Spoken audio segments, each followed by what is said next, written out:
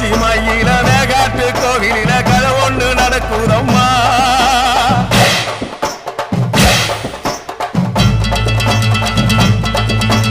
காட்டு புலி ஒண்ணு காயம் பட்டு போச்சே